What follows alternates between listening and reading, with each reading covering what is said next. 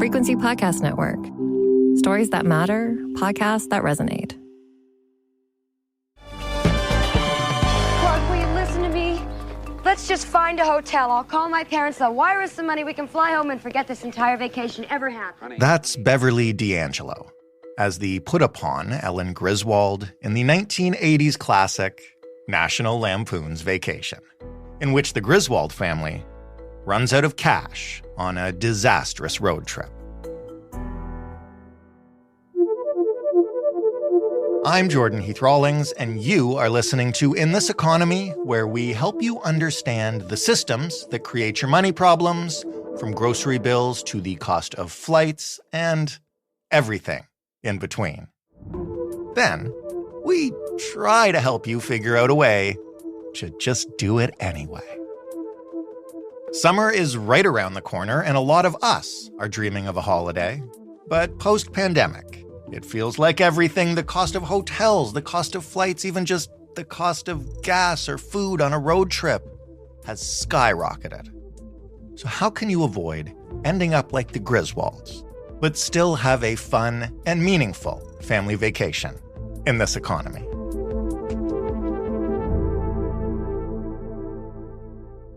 Natalie Preddy is a writer and a TV personality. She not only specializes in travel, she is a seasoned traveler herself, whether that's solo or with a family, and she is full of tips. Whether your summer travel dreams involve planes or trains or automobiles. Before we get into the serious stuff, Natalie, where's the last vacation you went on? Well, you know what? I just got back from a press trip where I did St. Thomas Carnival, which I don't know if you've done Carnival, but it is absolutely amazing. Each Caribbean island has their own version of Carnival. And of course, we have North America's biggest one in Toronto in August. But yeah, it was so much fun. It was hot. It was beautiful. We had lots of costumes on, some amazing artists, soca artists, reggae artists. It was great. Absolutely fantastic. Yeah, it was great. And you didn't have to pay for that trip because this is work to you. That was work. Yes, that was work. As we come out of the pandemic, what kind of changes have we seen to travel, particularly to the cost of it?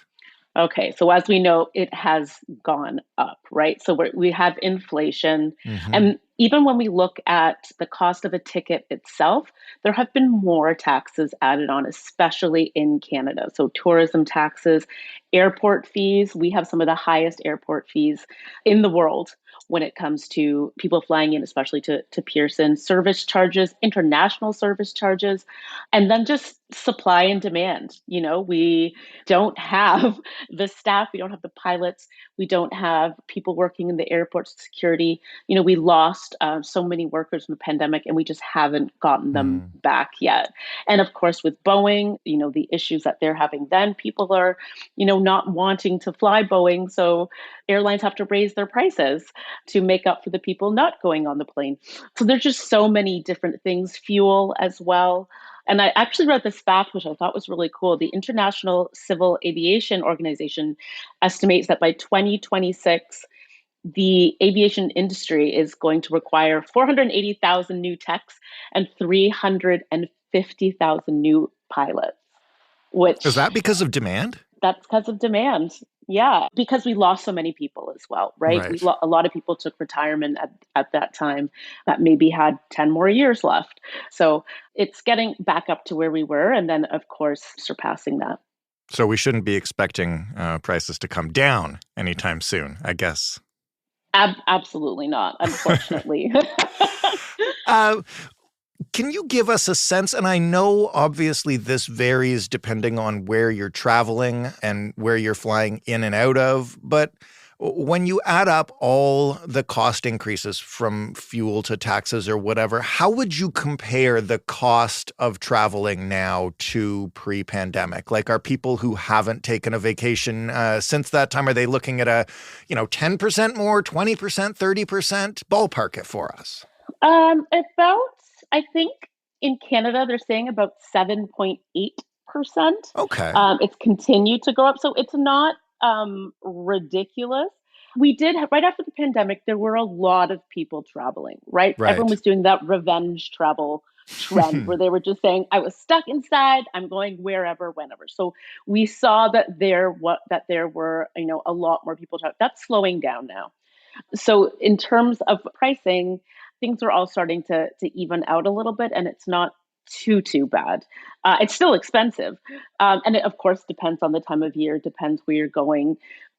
Certain destinations have increased their taxes just to decrease the amount of people coming. Italy, Venice, has their tourist tax, but within Canada, they're saying about 7.8%. But then traveling within Canada has always been expensive.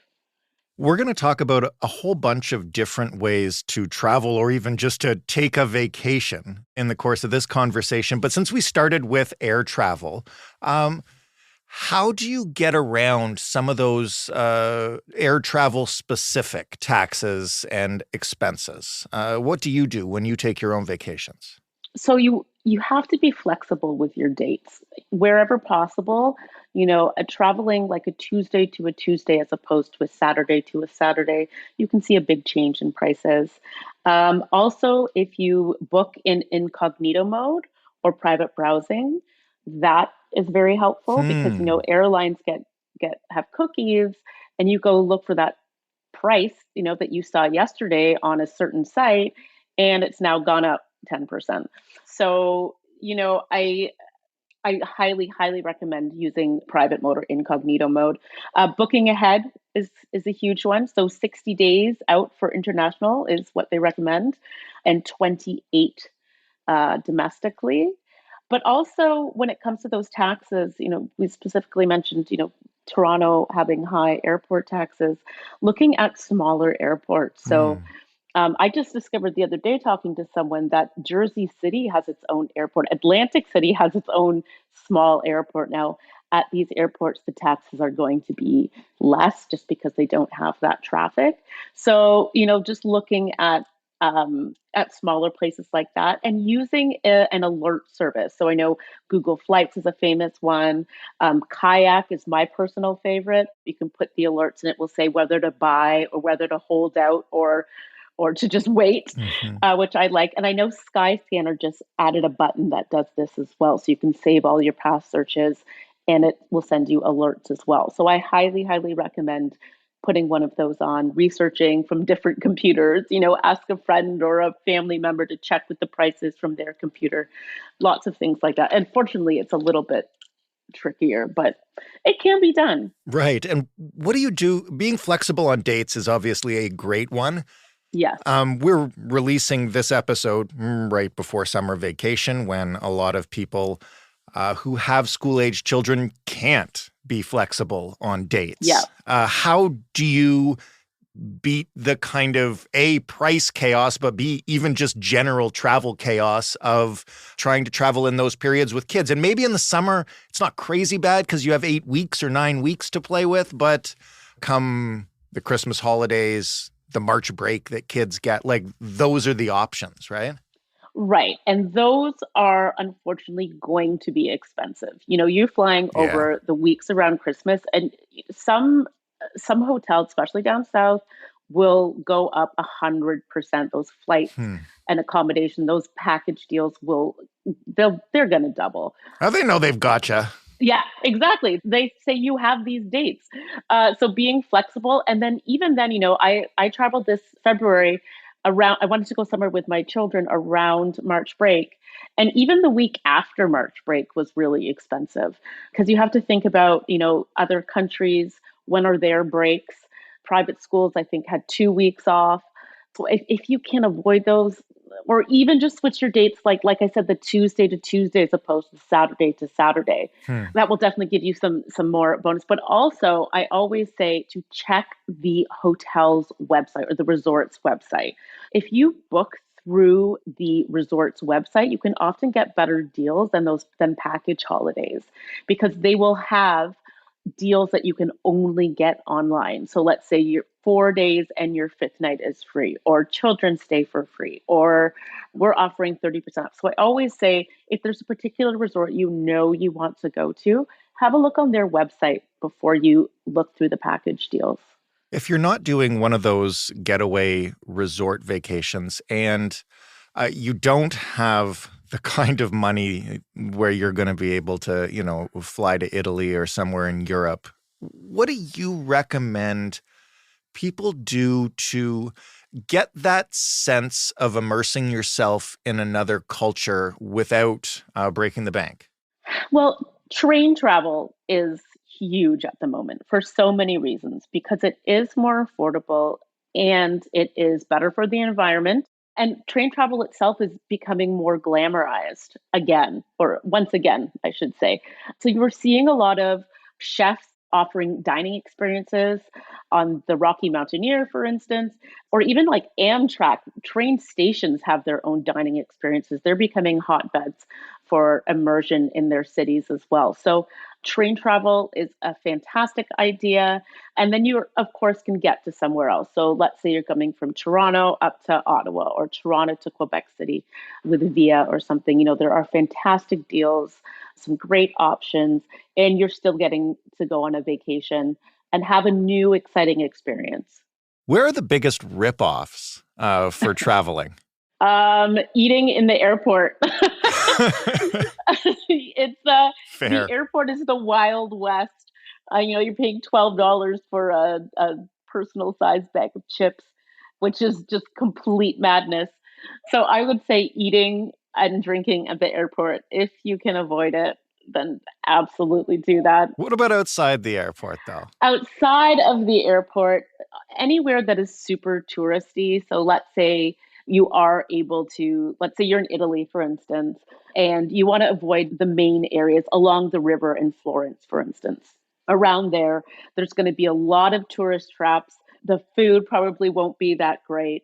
You're better off wandering a little bit to find something to eat, or if possible, and I know a lot of people do this, and I love to do this as well, go with a vacation rental.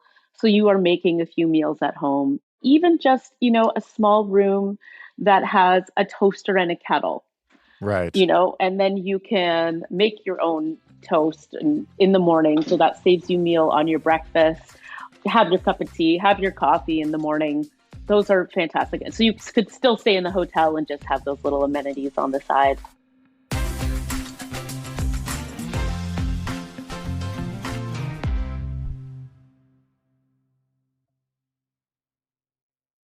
As I was prepping for this interview, I sort of asked a whole bunch of people, like, what do they think about traveling on a budget? How would they do it? And one thing that came up a couple of times, including through our producers, is swapping homes. Have you ever tried that? Are you familiar with the concept? So it's like not quite an Airbnb, but I guess there are apparently ways you can arrange just like a straight up home swap. Can you explain a little bit about how that works? Yeah, so it's actually funny because I'm doing another interview specifically on home swapping later this week. So your timing is perfect. Yeah, so there's companies that do that called like Home Exchange. Depending on your budget, you pay a membership fee for the year, and there are a few options. So you can either do a straight up swap, like I don't know if you remember the movie The Holiday. It's a Christmas movie with Kate Winslet and Jude Law, Cameron Diaz, Jack Black. Anyway, two women, I believe, do a home swap and then they have their home romantic stories surrounding those. But you can do a straight up home swap or you can look at what's available. So let's say I joined it and I'm going to be away from my home for June. Someone could look at it and say, oh, Natalie's away for the month of June. I'd like to stay in that house, so, which then it becomes more vacation rental. It's very interesting. It's exciting because a lot more people are looking for, like you said, ways to try out new destinations and really immerse themselves. And you're gonna if you're staying in someone's home, you're really getting to understand what it's like day to day there. In terms of not flying to exotic places or spending a lot of money even on transportation, Mm. what about road trips in Canada? And what do you recommend people do if they're planning on trying that for a vacation? Road trips are fantastic. I think they're a great way to involve the whole family. So I say, even get out one of those old paper maps. Do you remember those? Oh, yeah. Yeah. They still make And those? oh, they still make them, yes. And it really involves your kids in the planning. That's going to get them excited about where they're going, as opposed to the "Are we there yet? Are we Right. there yet?" So, what sort of things am I going to see along the way? Maybe we're going to stop in these smaller towns. So let's look at changing our route so that we are exploring something that the kids want to see. Maybe there's, I don't know, a llama farm somewhere, or they want to go through this town and try this restaurant. So you really make the trip part of the whole journey, and making the kids part of it gives them some ownership in the trip itself. But prepare yourself as well. You will be stuck in the car for a long time. Hmm. So they have podcasts that are quizzes, for instance, that'll be like a family fun quiz. Oh, that's neat. Yeah, it's great. It's a way to get everyone involved. We have kids podcasts that tell stories. We have favorites as well, and we all, listen to stories as we go. We'll make a playlist together. So you want to look at what the kids want to listen to as well. Throw in what you want to listen to. Then you don't have to deal with, as parents. I know we can often feel like DJs, or at least I do, taking requests all day. We've created a playlist all together, and that's what we're going to listen to on our trip. So I definitely think that they're a fantastic way to get the whole family together and to really connect everyone. And then everyone feels really good about the journey from beginning to end. What are some of the things you should be aware of when it comes to hidden or surprise costs along the way? With road trips, Yeah. um, well, in terms of, even as something as simple as buying gas, the on routes along the side of the highway where you just pull off, the gas is going to be more expensive there. You might have to detour, a little bit, 10 minutes, even 10 minutes off the highway, and you'll find a better price for gas. Again, food, definitely don't buy food at the en routes. It's astronomical. Again, airport pricing, I call it.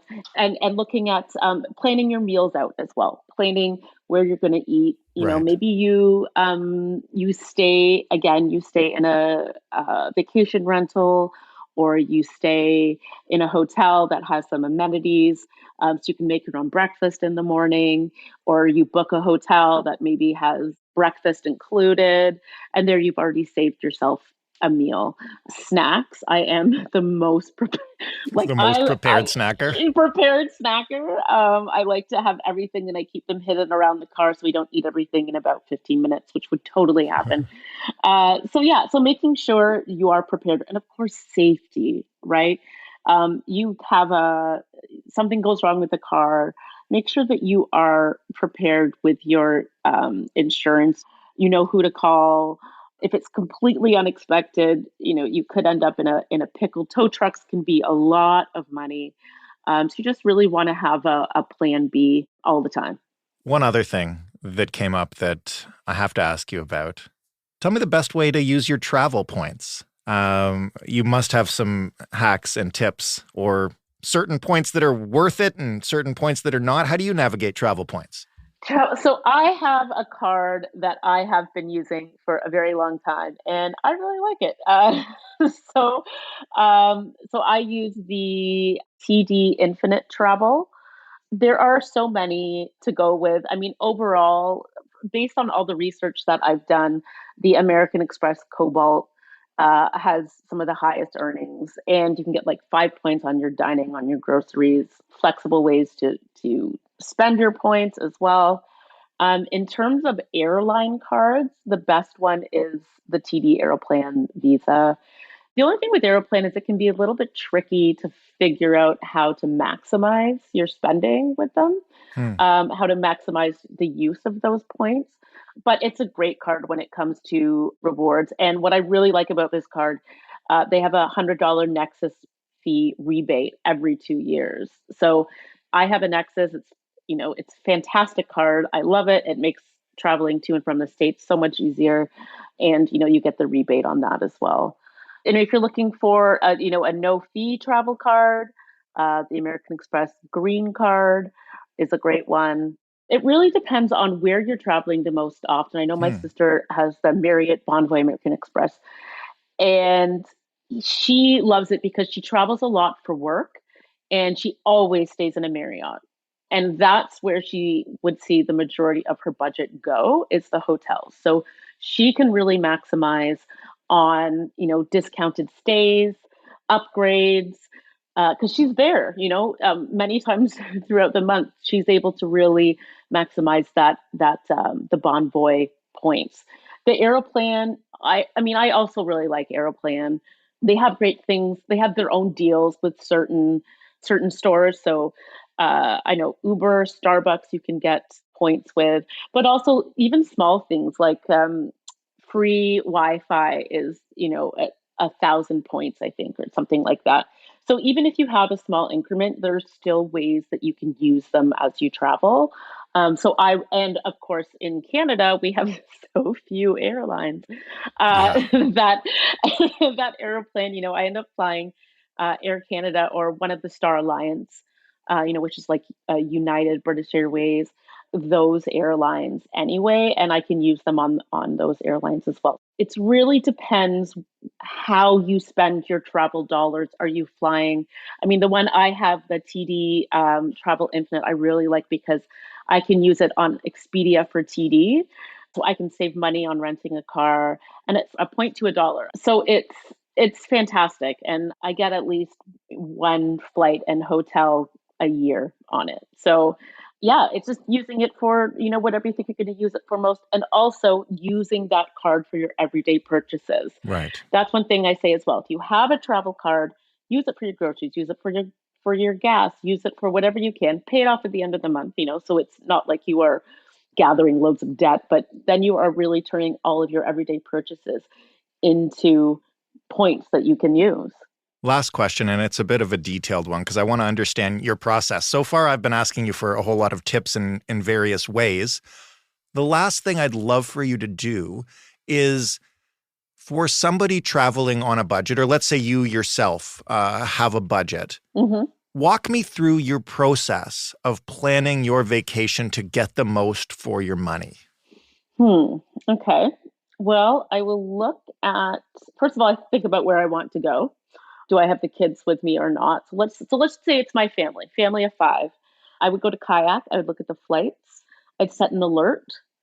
I would also look at how many points I have on my Expedia for TD and where that can get me, how much that can get me. I will play around with dates.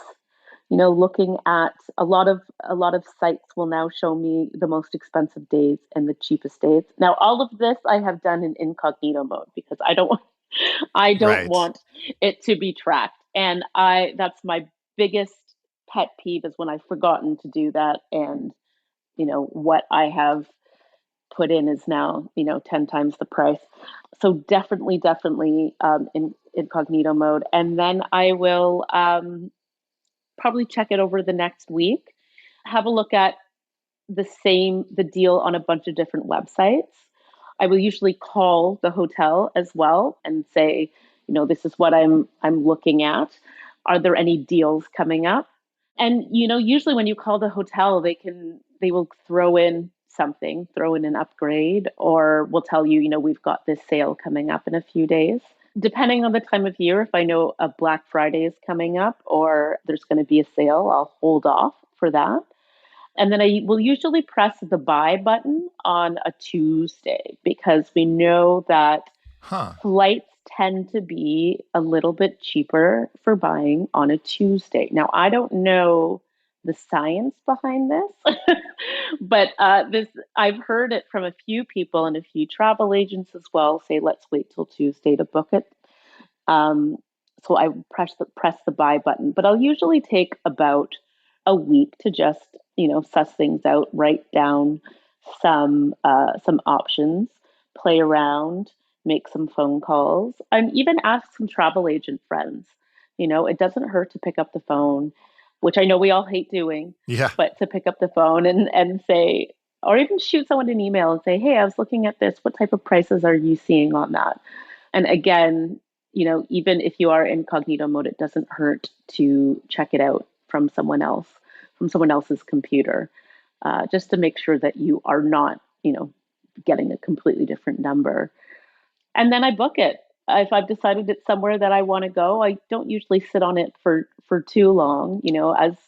As I said, 60 days out is what they recommend to get the best prices for international. And it used to be, and I remember traveling as a kid. I remember my parents saying, if you book it, really close to the travel date, the prices go down. What's completely flipped now. So once I've made a decision, I do a little bit of searching, and then I press buy, because I also think that if I've decided we're going somewhere, we're going. Yeah. And I want that experience as well, and I need that break, or I need that time away. And that's usually my priority. And then of course get the kids' bags ready, make sure that they've got enough food, enough snacks. That's not going to cost me a bomb at the airport when I have to go, buy them something because they're hungry. Yeah, just all the little things that I can think about.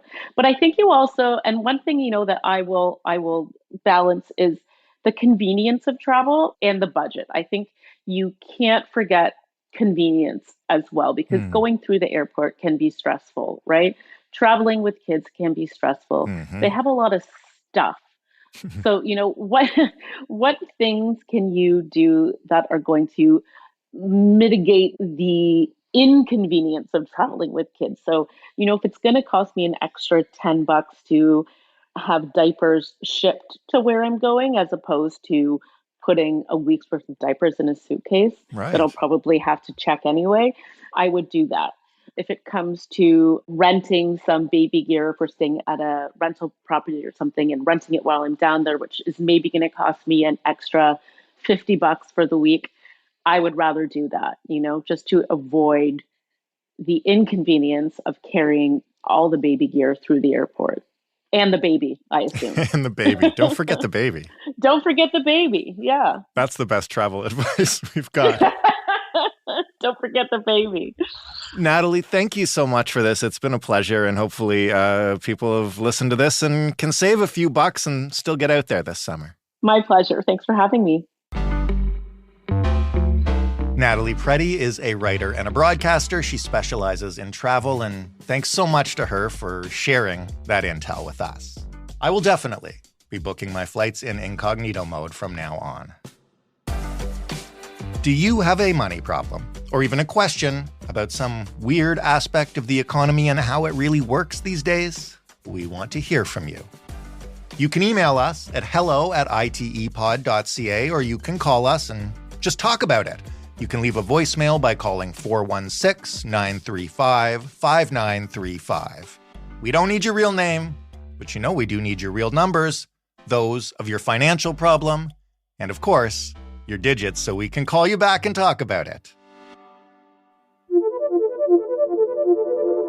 If you like this show, if you want more of this show, if you want us to keep making this show, please share and tell your friends to listen. You can also like and rate and review and follow, or whatever your favorite podcast app allows you to do. I'm your host and executive producer, Jordan Heath Rawlings. This episode was written and produced by Marsha Whitsid, Allison Broverman, and Stephanie Phillips. The sound design was done by Robin Edgar. Mary Jubrin is our digital editor. Diana Kay is our manager of business development.